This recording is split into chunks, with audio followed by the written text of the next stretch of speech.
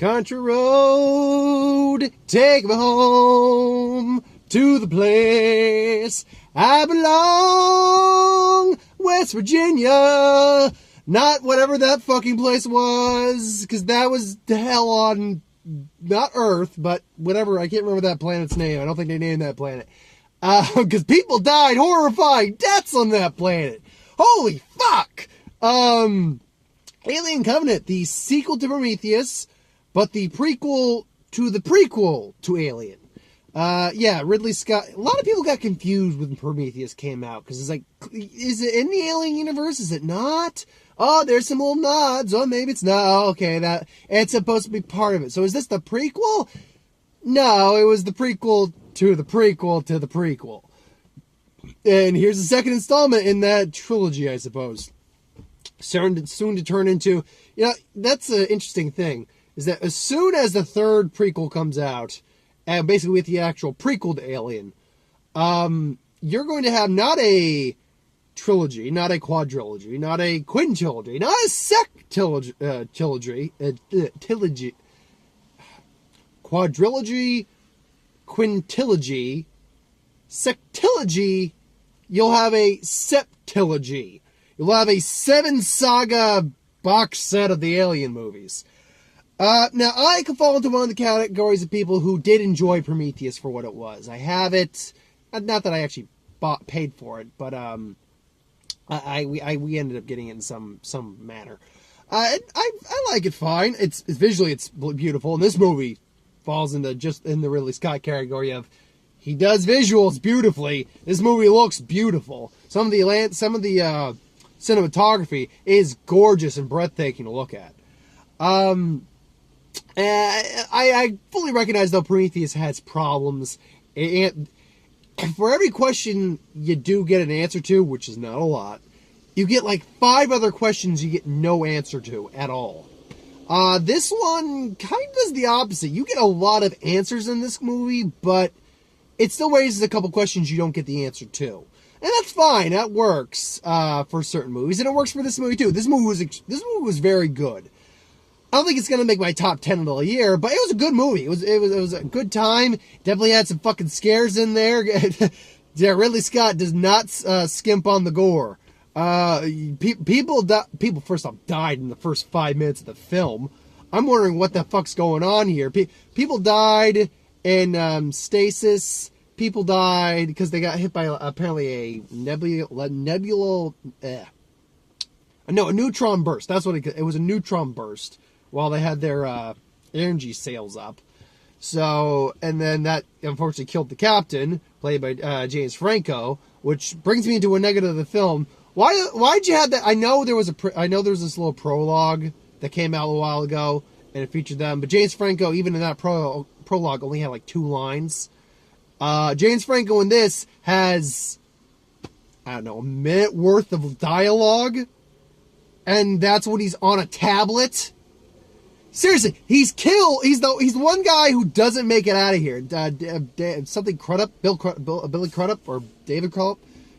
He's the guy that actually ends up taking over from. And I'm remembering this as I'm watching. I'm like, wait, isn't that supposed to be James Franco? So wait, you got James Franco just to kill him off in the first 5 minutes? Why? What purpose does that serve? James Franco is a notable actor. He's an actor who, if you put his name on something, people will be like, "Oh, I know who James Franco is." If you were just gonna make it a throwaway character, why didn't you just get an actor who, you didn't have to pay him as much? Because obviously he was only on screen for like 5 minutes or so, but still, you probably had to pay him at least a couple $1 million. Why didn't you just get someone to work for scale or something like that? Because it's not like his role had any impact either. It's like, he was the captain, now he's not. Now I got this new guy being the captain. It didn't serve a point for it to be James Franco.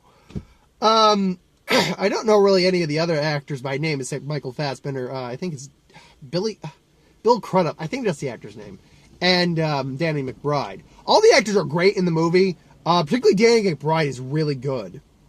Very good in the movie.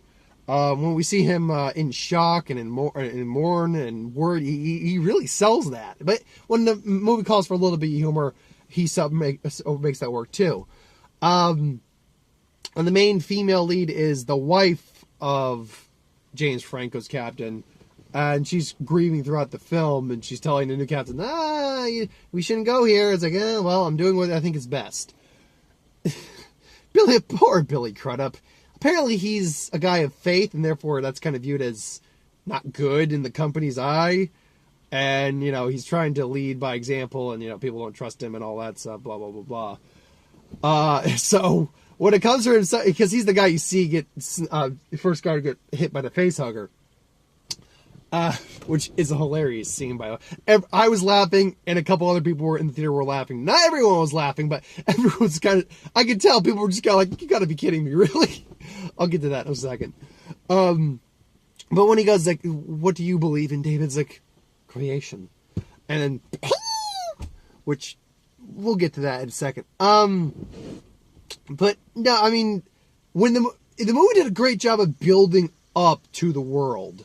And when shit hit the fan quick, shit hit the fan quick. The spores were basically, I feel like the spores were almost like a prototype alien egg, because when the spores seemed to gather almost like it was a living creature and then burrowed in. So, and then popped out of one of the soldiers' backs, and then popped out of the other guy's throat, which that was fucked up, fuck all. So then the Neomorph comes out, which, I'm sorry, look, they were in shock. The women were in shock. I'm sorry, you got a knife there. Kill the fucker! Kill that thing, step on it, smash it to death before it wakes up. When you see this moving, living creature tuber that popped out of this guy's back, smash that fucker to bits. I digress. So, people die really quick and not pleasantly in this movie. One woman gets mauled to death. The other woman Danny McBride's wife burns to death. Guy has the fucking Neomorph come out of his back. Other guy comes out of his throat. Who else? The other woman gets her freaking gets literally her throat ripped out, her head taken off, and she's pretty much eaten partly by the Neomorph. Chest burster for one of the guys. The other guy gets killed by the Xenomorph itself. Another guy gets fucking chest bursted. Trying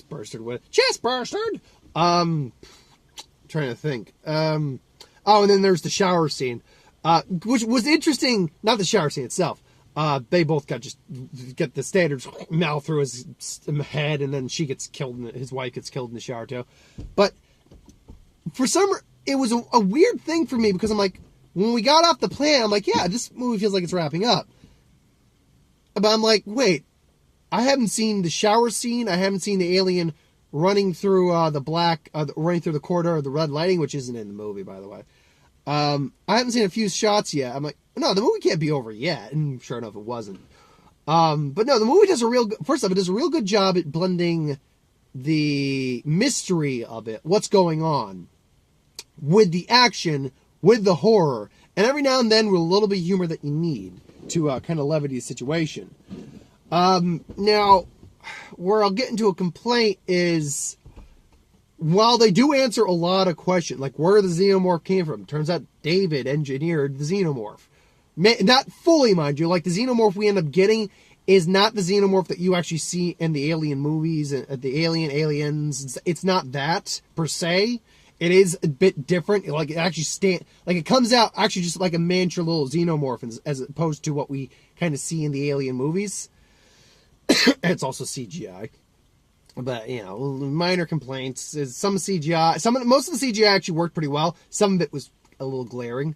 Like the little baby Xenomorph, that was pretty obvious. That didn't look that great. It looked fine for what it was. We had a practical face hugger. We had practical eggs. The Xenomorph usually looked fine when it was CGI and moving about. Not all the time, but all right. For most of the time. But that thing just like, when David's just like, oh. I'm like, oh god, that's so stupid. But that being said, leading up to that point, Mike, we were all laughing because Billy Crudup comes and says, Dad, this is what I wanted to show you. And just sees the eggs and says, what are these? I said, oh yes, they're quite safe. Go ahead, look. And we're all just laughing. People in the theater, including myself, are just laughing. It's like, I give props. No one's ever just said, oh, it's perfect. Go on, look. Go on, look. Go on, look. It was pretty funny, actually. I get Michael Fassbender total props by it. It's not easy playing two different characters. He plays David, who is pretty much the antagonist. It's like, no, it's like they're dying species. I must wipe them out. And it's revealed that Shaw, he tells a story about how Shaw died in the crash of the ship. That's not true. David wiped out the engineers race, at least on this planet. And he killed Shaw in the end. Because we end up seeing her corpse. Like a corpse he's been experimenting on for some time. I don't know what he did to her. All he says is Daniel, that's what her name was. All Daniel asks is like, what did you do to her? It's like the same thing I'm going to do to you. And I'm like, that's one of those things, like, I feel like I would like to know the answer, what exactly he did, but at the same time, I'm glad we don't know. But a couple other, like, clearly this is not the final form of the Xenomorph, and given how the movie ends, which I'll get to, we're going to see him continue to experiment a little bit. But a lot of these characters were just kind of there to die, which a lot of characters in Alien and Ridley Scott Alien-esque movies are. But we get the impression that we're supposed to get invested with a lot of these characters, and we kind of do to an extent. But at the same time, oh god, I know the actress's name. I've seen her in a bunch of stuff. I think she was in Game of Thrones. She was in The Last Witch Hunter. I've seen her in I've seen her in quite a few things, and she's a good actress. Rose Leslie, I think that's her name. Rose Leslie and her husband. I mean, they're on the ship with Danny McBride, but we don't really get to know them very much. And so when they die, it's like, oh dear, two of the remaining 4 survivors are gone now. That sucks. Like the 2 guys who get infected with the spores, we don't know anything about them at all. So they're gone. The only ones we feel sorry for are kind of I think it's Billy Crudup. Billy Crudup and his wife, Daniel, I can't remember the actor's name. Don't feel sorry for James Franco because he's barely in the movie. But his wife you feel very sorry for. Danny McBride and his wife you feel sorry for. And to some extent you feel sympathy for Walter. Actually, you feel a lot of sympathy for Walter in some regard. But no, what I loved about sorry, I know I'm all over the place. I apologize. But my mind's jumping. I'm trying to structure myself. Going back to what I was saying about Michael Fassbender, it's hard to play 2 different characters, and it's supposed to be in the same scene. It's amazing what they've done these days with an actor playing 2 different characters in the same scene with each other. And there's plenty of scenes where we see Michael Fassbender side to side in the same scene, the shot with himself. That's clearly computer CGI.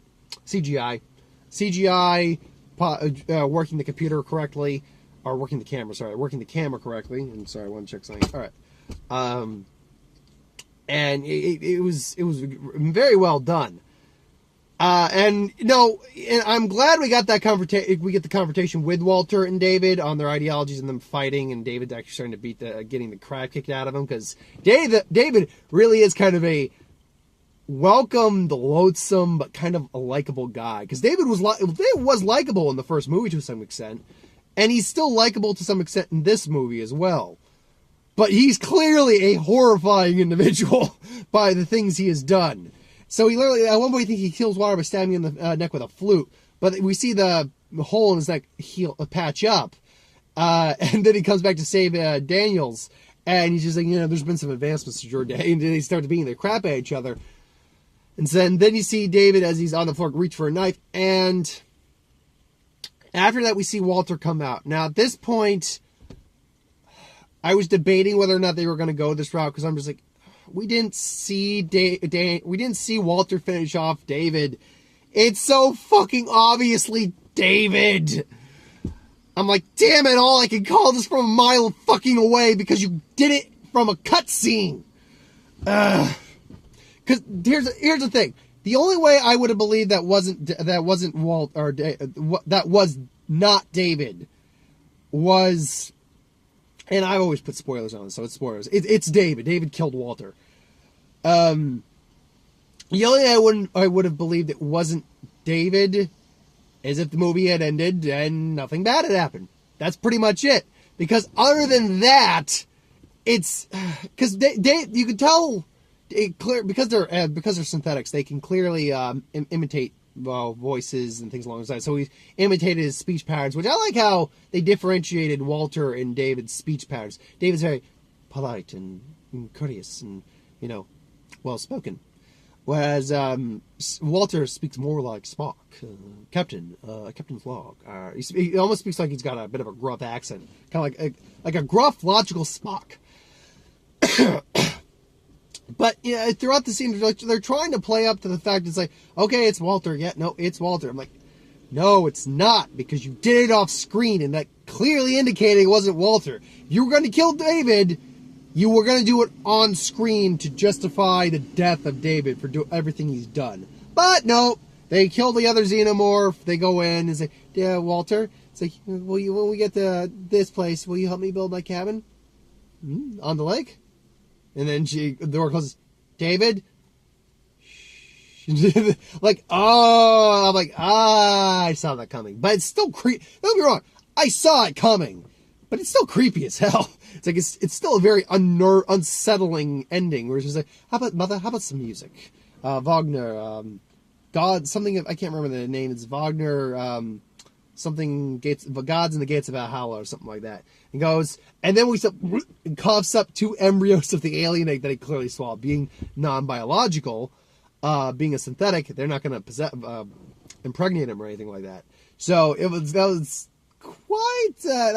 was quite a well put together ending for the most part, but it was fair. If you're paying really any attention to the movie, you could figure out that was David. Probably from when he appeared out the doorway. Because I'm like, again, we didn't see him die on screen. Ergo, the light goes out. One second. There we go. Yeah, ergo, the light goes out. Ergo, it's probably David. And lo and behold, it was David. So, what would I give the movie? The movie's not bad by any stretch of means. I had a couple complaints, but I'll admit, the pacing in the beginning felt a little off at first, but it quickly got into its stride. Damn, that's a good question. What would I give this? It's definitely above a 5, probably above a 6. I wouldn't go so far as because 5 is like right in the middle ground where it's like, it's average, it's okay. 6 is above average. 8 is like, this is going into like a lot of the better movies I've seen in the year.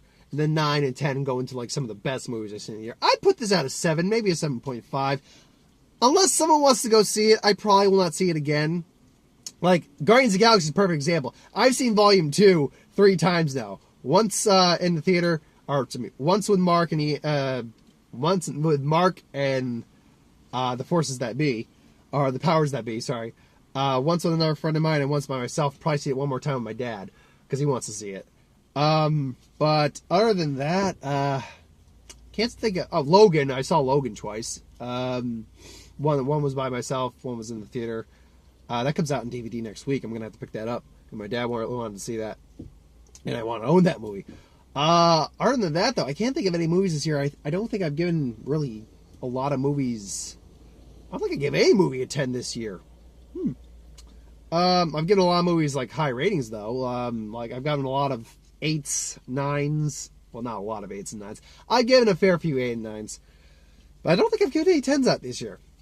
Anyway, so yeah, I think I give this about a 7, maybe a 7.5. We got Kingsman, the Golden Circle. The only difference is, and this was like a Red Band trailer apparently, the only difference between this and any other trailers when Colin Firth shows up, is that we, instead of hearing, he's like, Harry? We hear Eggsy, and the gal just go, oh, and the Eggsy just goes, fuck me. War for the Planet of the Apes, the most recent trailer. This looks good. I like the Planet of the Apes movies. They're really good in my opinion. So this looks good. The Mummy, not the most recent newest trailer, but the second most recent, the second trailer.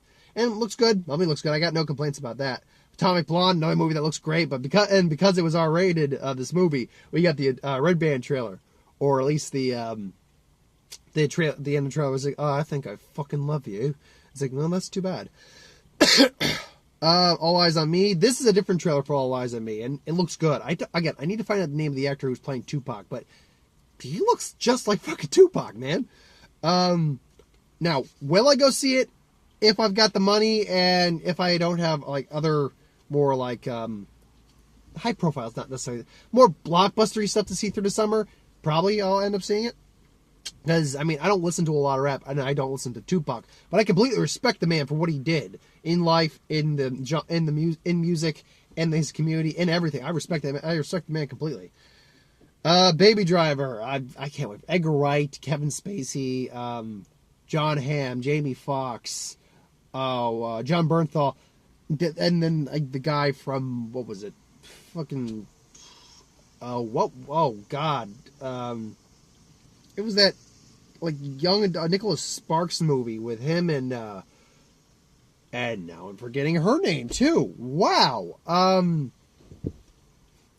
She was in the Divergent movies. Anyway, I'm certain you know which movie I'm talking about. But that looks great. If nothing else, it might have a kick-ass soundtrack. Last but not least, Valerian, City of a Thousand Planets. Apparently, Valerian's actually the name of the character. I'm blanking on that. I'm blanking on a lot of actors' names right now. I would do horrible in the movie trivia schmodown. No, I don't actually think I would, but I'm blanking on a lot of these guys' names right now. Like, I'm probably going to remember the actress's name I forgot, and this guy's name I forgot, but Cara Delevingne plays plays his partner. Damn it, why am I blanking on it? Anyway, I'll figure it out. Just from the trailer, I can't really say it looks good from a narrative standpoint. Visually, I can say it looks astounding, like Oscar-worthy in terms of visuals. But from what I can get from the narrative, hey, we have a planet. For centuries, we have the city, which is composed of 1,000 races from 1,000 planets. We've had peace for centuries. Someone wants to disrupt the peace. Save us. Movie. Yeah. Now, don't get me wrong. A lot of movies can have narratives that aren't strong and still be good. I just don't think this was going to be one of them. Visually, it looks beautiful. I'd like to believe otherwise, but I can't say for certain. But anyway, and one last thing on Alien Covenant. I was very surprised when I looked at Box Office Mojo today, and I was just scanning through it. This movie was only made on $97 million. I'm generally surprised at that. It wasn't even made on $100 million. I am generally surprised at that. Like, Prometheus, I know, was made on, like, at least $100 million. So for the fact that this wasn't, it bodes well for its box office chances anyway. Because the movie's already made $47 million overseas. So if a movie can even hit or crack $50 million this weekend, which I think it will, at least, then it's got a good shot of making its money back opening weekend. Because you got to include the foreign markets this weekend with more wide releases. But no, I'm still blanking on that name. It's bugging me. But anyway, yeah. So thanks for watching. Hope you enjoy it. Like, comment, share, subscribe. Mark couldn't join me tonight because he's out on some job training tonight, but he'll be back next week for Pirates of the Caribbean or Baywatch, depending which one we see. I'm probably gonna see both. But Pirates is the definite, Baywatch is the maybe. Anyway, thanks for watching. Hope you enjoyed. Like, comment, share, subscribe. As those who wants to review something, put in the comments below. Let us know. We'll do a review of it at some point. If you have ideas for who would win, Star Wars, superhero, what if, Dragon Ball Z videos, Magic videos, anything else I might be missing on there, reviews, put it in the comments below. Let me know. I'll do a review of it at some point. Yeah, next week is Pirates. I will have like a couple Who Would Wins up next week to compensate for the fact that I just haven't put a couple up recently. Last episode of Samurai Jack this week. The season finale and possibly series. The season finale is this week, so yeah, stay tuned for that. It'll be like the final, the Samurai Jack. Maybe I'll just call it the final chapter. And Dragon Ball Super episode review, all that good stuff. So anyway, thanks for watching. Hope you enjoyed. See you next time.